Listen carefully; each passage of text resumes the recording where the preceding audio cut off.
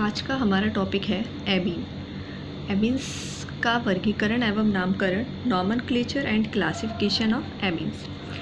Ammonia के alkyl व्युत्पन्न को एमीन कहते हैं, यानी अमोनिया के जो एल्किल डेरिवेटिव्स होते हैं उन्हें हम एमीन कहते हैं। अमोनिया होता है NH3 और NH3 में से यानी एक या उसके तीनों हाइड्रोजन परमाणुओं को अगर हम एक एक करके हटा देते हैं तो उसके जो डेरिवेटिव्स बनते हैं उन्हें हम एमीन्स कहते हैं। और वो उन्हें हम किन के द्वारा विस्थापित करेंगे?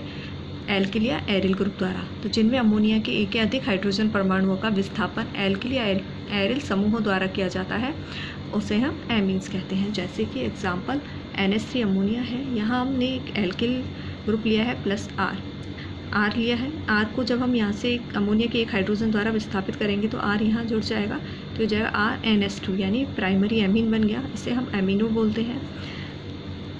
जब हम इसका दूसरा हाइड्रोजन रिप्लेस करते हैं दूसरे एल्किल ग्रुप द्वारा तो ये बनता है R2NH, और जब हम इसके तीसरे हाइड्रोजन को रिप्लेस करते हैं तीसरे एल्किल ग्रुप द्वारा तो ये बनता है R3N। इस तरीके से ये बन गया tertiary amine, primary amine, secondary amine और टर्शरी एमीन। तो अमोनिया के तीनों हाइड्रोजनों को तीन एल्किल ग्रुप द्वारा रिप्लेस कर दिया जाता है, विस्थापित कर दिया जाता है एल्किल या एरिल समूहों द्वारा, तो वो एमीन्स बनाते हैं। प्राइमरी एमीन बन सकता है, सेकेंडरी बन सकता है और टर्शरी बन सकता है। प्राइमरी को हम एमिनो बोलते हैं, द्वितीयक एमीन को हम इमीनो बोलते हैं, और जो टर्शरी एमीन होता है उसे हम नाइट्राइलो बोलते हैं। इन्हें हम इस तरीके से भी शो कर सकते हैं। NH3 को N, एक लॉन पेयर होता है नाइट्रोजन पर, 3 हाइड्रोजन, N हाइड्रोजन हाइड्रोजन, एक R, इस तरीके से इस पर 2 एल्किल ग्रुप आ जाएंगे, H सेकेंडरी एमीन और ये टर्शरी एमीन। नेक्स्ट है एरोमेटिक एमीन। 2 प्रकार के होते हैं। नंबर फर्स्ट, जिसमें एमिनो समूह सीधे ही बेंजीन वाले से जुड़ा होता है। एमीन समूह यानी NH2 अगर डायरेक्ट बेंजीन वाले से जुड़ा हुआ हो तो वो एरोमेटिक एमीन होता है, यानी ये एनिलीन हो गया। जिस तरह से ये टालुडीन, CH3 का मतलब है कि ये CH3 रिंग में कहीं भी प्रेजेंट हो सकता है, इसलिए हम इसे इस तरीके से शो करते हैं। सेकंड होता है जिनमें एमिनो समूह पार्श्व श्रृंखला में उपस्थित होते हैं, यानी उनके साथ एक और एल्किल ग्रुप के साथ वो जुड़े हुए होते हैं। तो बेंजिल एमीन यानी ये डायरेक्ट बेंजीन रिंग से नहीं जुड़े हुए होते, एक श्रृंखला में जुड़े हुए होते हैं, वो किसी दूसरे एल्किल ग्रुप से अटैच रहते हैं। तो एक तो वो जो इसमें वो डायरेक्ट जुड़े हुए होते हैं और एक में भी किसी पार्श्व श्रृंखला में उपस्थित होते हैं, जिस तरीके से बेंजिल एमीन।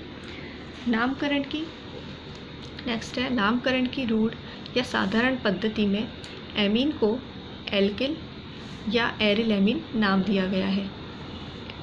जैसे CH3 NH2 हो गया methyl amine, CH3 CH2 ethyl हो गया एमीन।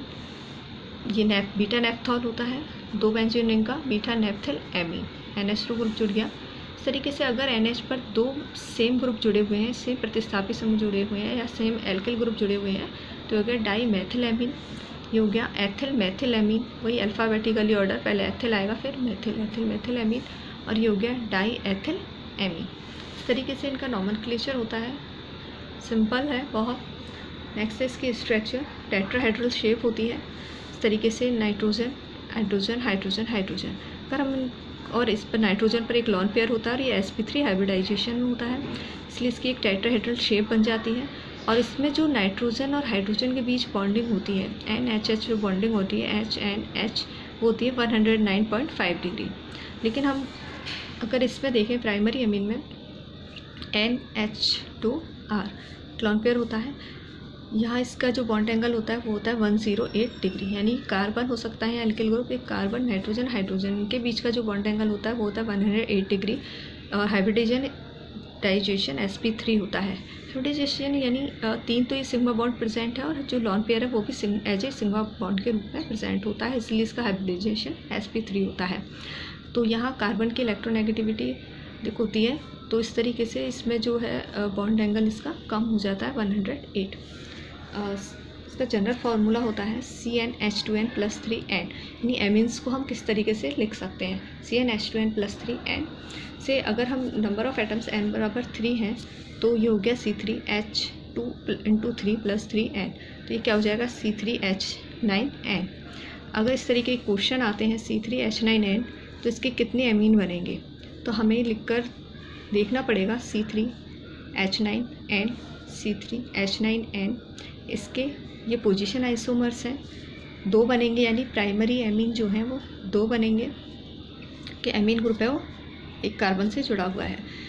इस तरीके ये सेकेंडरी एमीन है, सेकेंडरी एमीन के एक आइसोमर बनेगा और टर्शरी एमीन का एक बनेगा।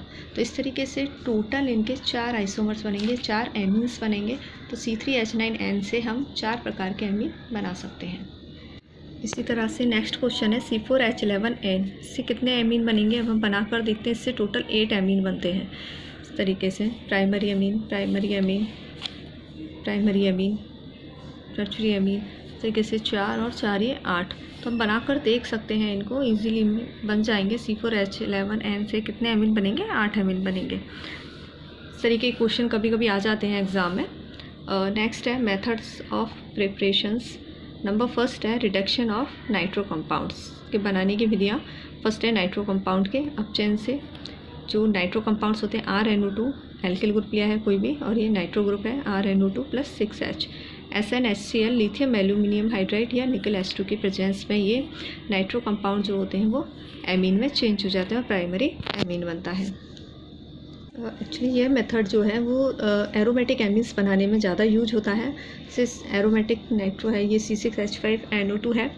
एरोमेटिक नाइट्रो यौगिक जो होते हैं वो SnHCl या FeSCl द्वारा अपचयित करवाया जाता है इनको निकल, पैलेडियम या प्लैटिनम की प्रेजेंस में।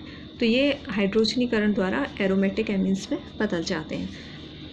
C6H5NO2 है नाइट्रोबेंजीन, ये बेंजिल एमीन में चेंज हो जाते हैं। इस तरीके से ज़्यादातर एरोमेटिक एमीन्स बनाने में ही यूज होती है। नंबर सेकंड है अपना हॉफमैन अमोनी अपघटन, या इसे बोलते हैं हम एल्किल हैलाइड तथा एल्कोहलों के अमोनी अपघटन से। एल्किल हैलाइड है, एल्किल हैलाइड लिया हमने RX। अमोनिया की प्रेजेंस में जब रिएक्शन कराते हैं तो HX यानी हैलाइड, हाइड्रोजन हैलाइड निकल जाता है यहाँ से और ये प्राइमरी एमीन में चेंज हो जाता है। फिर यहाँ से हम इसी की जो प्राइमरी एमीन है इसकी हम एल्किल हैलाइड से करते हैं दोबारा, तो HX निकला, ये बना सेकेंडरी एमीन में चेंज हो गया। फिर ये सेकेंडरी एमीन की जब हमने दोबारा एल्किल हैलाइड से रिएक्शन करवाई तो ये टर्शरी एमीन में चेंज हो गया। और इस तरीके से जब हमने इसका करवाया दोबारा एल्किल हैलाइड से तो ये R4N+X- में चेंज हो गया, यानी ये बन गया टेट्रा एल्किल अमोनियम हैलाइड। तो इससे हम primary amine, secondary amine, tertiary amine और टेट्रा एल्किल अमोनियम हैलाइड बना सकते हैं, या इसको बोलते हैं चतुष्क अमोनियम लवण। तो अगर हम यहाँ अमोनिया अधिक मात्रा में लेते हैं, अगर यहाँ ये अमोनिया हम अधिक मात्रा में लेते हैं तो जो प्राथमिक एमीन है वही बनता है, केवल मुख्य मेन प्रोडक्ट के रूप में प्राइमरी एमीन ही बनता है। क्योंकि अमोनिया या एमीन की हम अधिक मात्रा लेंगे तो आगे इसके एल्काइलेशन को या इसके एल्किलीकरण को कम किया जा सकता है इनकी अमोनिया की अधिकता लेने पर या आधिक्य में लेने पर। लेकिन अगर हम नॉर्मल ले रहे हैं, कम ले रहे हैं मात्रा में, तो हम प्राइमरी एमीन बना सकते हैं। फिर प्राइमरी एमीन से हम सेकेंडरी एमीन, सेकेंडरी से टर्शरी, फिर बाद में हम अमोनियम लवण भी बना सकते हैं। इस विधि से एरोमेटिक एमीन नहीं बनाए जा सकते क्योंकि बेंजीन वाले से जुड़ा हुआ जो हैलोजन परमाणु होता है वो नाभिक स्नेही प्रतिस्थापन के प्रति बहुत ही कम क्रियाशील होता है, इसलिए केवल एलिफेटिक एमीन्स ही से बनाए जा सकते हैं। फिर एल्कोहलों के अमोनिया अपघटन से, एल्कोहल ले लिया हमने ROH, इसका अमोनिया द्वारा अपघटन करवाया, ये बना प्राइमरी एमीन RNH2। फिर इसका दोबारा एल्कोहल से करवाया प्राइमरी एमीन का तो सेकेंडरी एमीन बना। फिर सेकेंडरी एमीन का एल्कोहल से करवाया तो ये बना टर्शरी एमीन। यहाँ हम चतुष्क अमोनियम हाइड्रोक्साइड नहीं बना सकते। चतुष्क अमोनियम हाइड्रोक्साइड बना जो है वो त्रिविम बाधा के कारण नहीं बन पाता और ये केवल टर्शरी एमीन ही बनता है। और नेक्स्ट है नाइट्राइलों के अपचयन से या बाय रिडक्शन ऑफ नाइट्राइल्स। प्राथमिक एमीन प्राप्त होते हैं नाइट्राइलों के अपचयन द्वारा भी। नाइट्राइलों का अपचयन जो है वो लिथियम एल्यूमिनियम हाइड्राइड या निकल, पैलेडियम, प्लैटिनम कैटलिस्ट की प्रेजेंस में होता है, या हाइड्रोजन या सोडियम एथेनॉल से कर सकते हैं। नाइट्राइलों का सोडियम एथेनॉल से अपचयन मेंडियस अभिक्रिया भी कहलाती है। नाइट्राइलों के अपचयन को हम मेंडियस अभिक्रिया भी बोलते हैं। ये हमने लिया पेंटेन नाइट्राइल। पेंटेन नाइट्राइल का जब हम लिथियम एल्यूमिनियम हाइड्राइड से या सोडियम एथेनॉल की प्रेजेंस में रिएक्शन करवाते हैं तो पेंटेन एमीन मिलता है, CH2 CH2NH2। नेक्स्ट अपनी कर्टियस रिएक्शन। कर्टियस रिएक्शन में क्या होता है कि ये जो एसिड क्लोराइड है इसकी हम अभिक्रिया करवाते हैं सोडियम एजाइड से, इसमें से NaCl निकल जाता है। NaCl निकलता है और ये बनता है RC double bond N3, RC double bond O N3 बनता है। फिर जब हम इसकी N2 इसको जब हम गर्म कराते हैं तो ये N2 निकल जाता है और ये RC double bond O N में परिवर्तित हो जाता है। ये नाइट्रीन बनता है और नाइट्रीन का जब रीअरेंजमेंट करते हैं या पुनर्विन्यास करते हैं तो ये एल्किल आइसोसाइनेट में परिवर्तित हो जाता है, यानी एसिड क्लोराइड की अभिक्रिया सोडियम एजाइड से करवाने पर ये पहले एल्किल आइसोसाइनेट बनाता है और मध्यवर्ती के रूप में क्या बनाता है, ये नाइट्रीन बनाता है। एल्किल आइसोसाइनेट के पोटेशियम हाइड्रोक्साइड की प्रेजेंस में ये प्राइमरी एमीन में परिवर्तित हो जाता है, यानी कर्टियस रिएक्शन द्वारा भी हम प्राइमरी एमीन ही बना। नेक्स्ट है अपना हॉफमैन ब्रोमेमाइड अभिक्रिया या हॉफमैन पुनर्विन्यास या हॉफमैन निम्नीकरण। एक कार्बन कम युक्त एमीन बनाते हैं। हॉफमैन ब्रोमेमाइड रिएक्शन जो है इसमें एक कार्बन कम युक्त एमीन बनते हैं, यानी ऐसे एमाइड जिनमें नाइट्रोजन परमाणु पर कोई प्रतिस्थापी नहीं होता, वो ब्रोमीन या क्लोरीन की प्रेजेंस में उनके साथ इसके सोडियम हाइड्रोक्साइड हो या पोटेशियम हाइड्रोक्साइड हो, जब हम इसको विलयन के साथ अभिक्रिया करवाते हैं तो एक कार्बन कम युक्त हमें एमीन प्राप्त होता है और इसीलिए हम इसे हॉफमैन पुनर्विन्यास या हॉफमैन निम्नीकरण भी कहते हैं। ये जिस तरीके से हमने कर्टियस रिएक्शन में देखा था रीअरेंजमेंट होता है, वही प्रोसेस इसमें होती है। RC double bond NH2 amide है। एमाइड की रिएक्शन ब्रोमीन या क्लोरीन के साथ करवाते हैं। पोटेशियम हाइड्रोक्साइड का विलयन होता है या सोडियम हाइड्रोक्साइड ले सकते हैं। H2O के साथ इसकी अभिक्रिया करवाई, चल लिया हमने, तो ये बना प्राइमरी एमीन, यानी यहाँ एक कार्बन है C डबल बॉन्ड एक कार्बन है और एक कार्बन कम युक्त हमें एमीन प्राप्त होगा, यानी ये कार्बन C डबल बॉन्ड ये कार्बन जो है यहाँ से रिमूव हो जाएगा और RNH2 में ये प्राइमरी एमीन में चेंज हो जाएगा। Other product 2KBr plus K2CO3 बनते हैं। नेक्स्ट है गैब्रियल थैलिमाइड अभिक्रिया। गैब्रियल थैलिमाइड अभिक्रिया में क्या होता है कि इसमें थैलिक एसिड को हम गर्म करते हैं। गर्म करने पर प्राप्त जो एनहाइड्राइड होता है वो अमोनिया से अभिक्रिया करके पहले थैलामाइड बनाएगा और थैलिमाइड बनाने के बाद ये KOH से अभिक्रिया करके पोटेशियम थैलामाइड बनाता है। पोटेशियम थैलामाइड से ये जो एल्किल हैलाइड से अभिक्रिया करके एन एल्किल थैलामाइड बनाता है और उसके बाद जल अपघटन पर ये प्राथमिक एमीन में परिवर्तित हो जाता है। इस तरीके से पूरी प्रोसेस होती है। सबसे पहले हम थैलिक एसिड की अभिक्रिया करवाते हैं, इसको गर्म करते हैं, ये एनहाइड्राइड बनाता है। एनहाइड्राइड बनाकर जब इसकी अमोनिया से अभिक्रिया करवाते हैं तो ये थैलिमाइड में चेंज हो जाता है। या हम ये रिएक्शन डायरेक्ट थैलामाइड से करवा सकते हैं। थैलामाइड बनाने हमें ये पूरा थैलिक एसिड से एनहाइड्राइड बनाने की ज़रूरत नहीं है। गैब्रियल थैलिमाइड अभिक्रिया डायरेक्ट हम थैलिमाइड से भी ये रिएक्शन करवा सकते हैं। फर्स्ट प्रोसेस ही ये थैलिमाइड है, इसकी अभिक्रिया हमने KOH के साथ कराई, यहाँ से वाटर मॉलिक्यूल निकला और ये इस तरीके से C double bond C double bond N और K, N negative K positive होता है। यहाँ से एल्किल हैलाइड द्वारा अभिक्रिया करवाएंगे इसकी और ये NR हो जाएगा। यहाँ पर KX निकल जाएंगे, N एल्किल थैलामाइड में चेंज हो जाएगा। जब इसका जल अपघटन करवाया जाता है हाइड्रोनियम आयन के प्रेजेंस में, जो वापस थैलिक एसिड में परिवर्तित हो जाता है और RN+H3 में परिवर्तित हो जाता है।